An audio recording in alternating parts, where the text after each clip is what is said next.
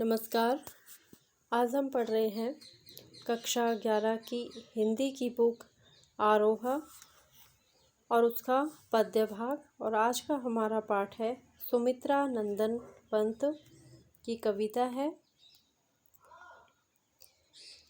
कविता के लिए चित्र भाषा की आवश्यकता पड़ती है।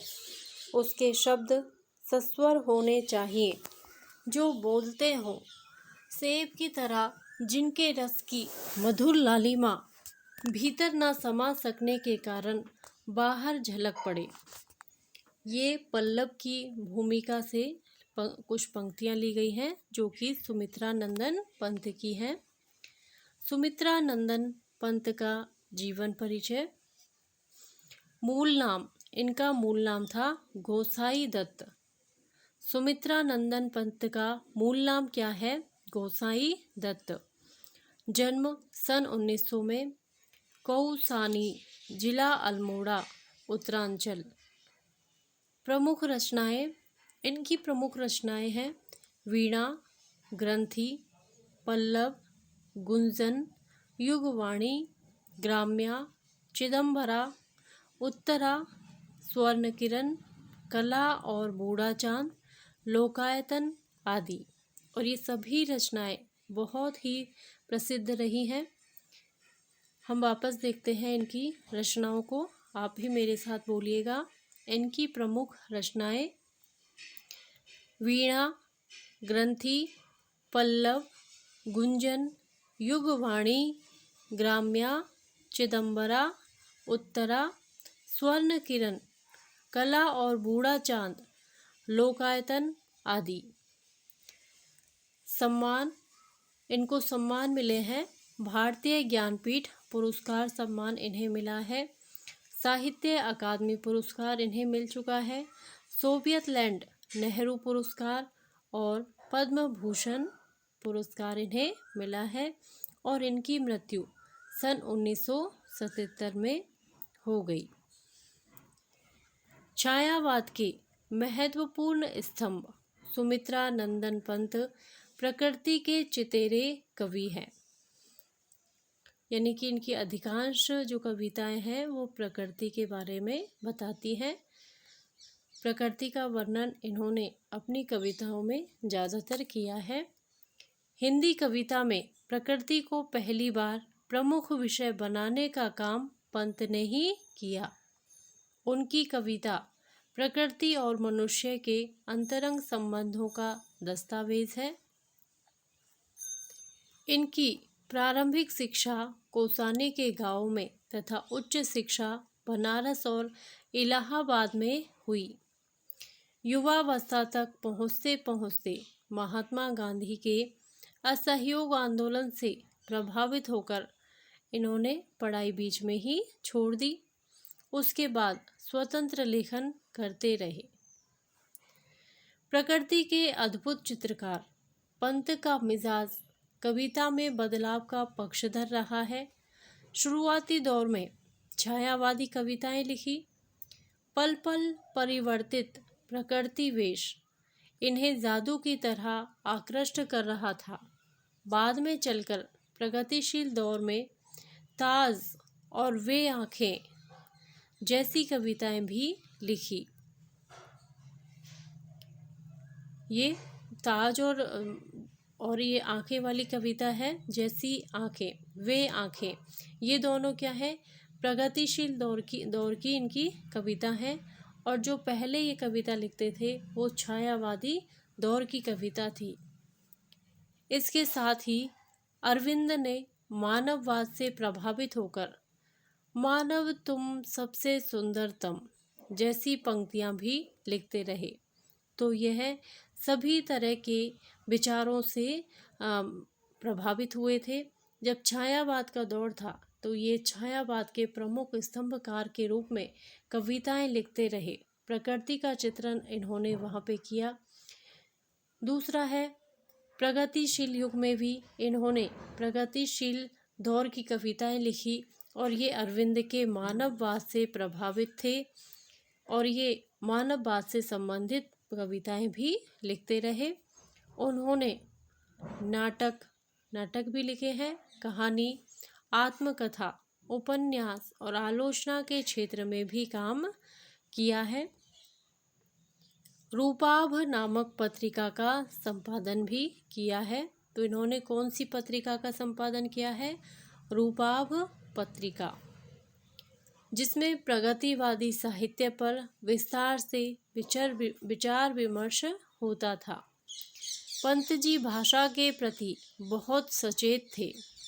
इनकी रचनाओं में प्रकृति की जादूगरी जिस भाषा में अभिव्यक्ति हुई है उसे स्वयं पंत चित्र भाषा या बिंबात्मक भाषा की संज्ञा देते हैं।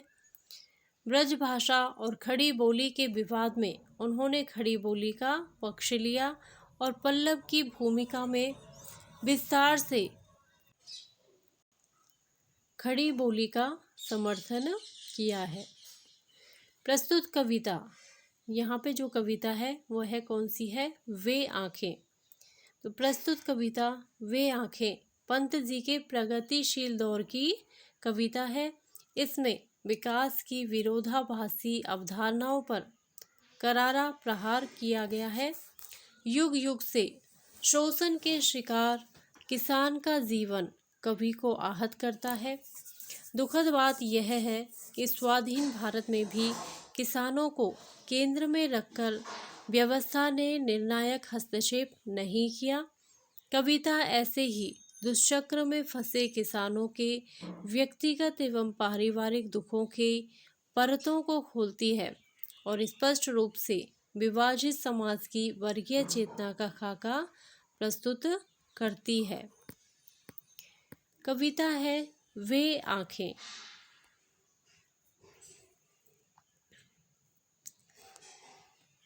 अंधकार की गुहा सरीखी, उन आँखों से डरता है मन, भरा दूर तक उनमें दारुण दैन्य दुख का नीरव रोदन। वह स्वाधीन किसान रहा अभिमान भरा आँखों में इसका, छोड़ उसे मझधार आज संसार कगार सदृश वह खिसका। लहराते वे खेत द्रगों में, लहराते वे खेत द्रगों में हुआ बेदखल वह अब जिनसे, हंसती थी उसके जीवन की हरियाली जिनके तृण तृण से। आँखों ही में घूमा करता, आँखों ही में घूमा करता वह उसकी आँखों का तारा। कारकुनों की लाठी से जो गया जवानी ही में मारा। ये आँखों का चित्र। बिका दिया घर द्वार, महाजन ने न ब्याज की कौड़ी छोड़ी। रह रह आँखों में चुभती बह कुरकुही बरधों की जोड़ी। उजरी उसके सिवा किसे कब पास दुहाने आने देती। आहा आँखों में नाचा करती उजड़ गई जो सुख की खेती। बिना दवा दर्पण के घरनी स्वर्ग चली आँखें आती भर। देख रेख के बिना दूध मोही बिटिया 2 दिन बाद गई मर। घर में विधवा रही पतोहू, लक्ष्मी थी यद्यपि पति घातिन। पकड़ मंगाया कोतवाल ने डूब कुएं में मरी एक दिन। खैर पैर की जूती जोड़ू ना सही एक दूसरी आती। पर जवान लड़के की सुध कर सांप लौटते फटती छाती। पिछले सुख की स्मृति आंखों में क्षण भर एक चमक है लाती। तुरंत शून्य में गड़ वह चितवन तीखी नोक सदृश बन जाती। यह कविता यहाँ पूरी होती है। इस कविता की सप्रसंग व्याख्या हम अगले वीडियो में करने वाले हैं और ये है इसके अभ्यास प्रश्न। कठिन शब्दार्थ देखते हैं। शब्द छवि। सरीखी, सरीखी का अर्थ होता है समान। दारुण, दारुण का अर्थ होता है घोर, निर्दय, कठोर। दारुण का अर्थ क्या है? घोर, कठोर, निर्दय। चितवन, चितवन का अर्थ है दृष्टि। बेदखल, बेदखल का अर्थ है हिस्सेदारी से अलग करना, बेदखल करना यानी कि कोई दखल ना देना। कारकुन, कारकुन का अर्थ है जमींदारों के कारिंदे। कारकुन का अर्थ है जमींदारों के कारिंदे। कुर्क, कुर्क का अर्थ है नीलामी। बरधों, बरधों का अर्थ है बैलों। घरनी, घरनी का अर्थ है घरवाली अथवा पत्नी।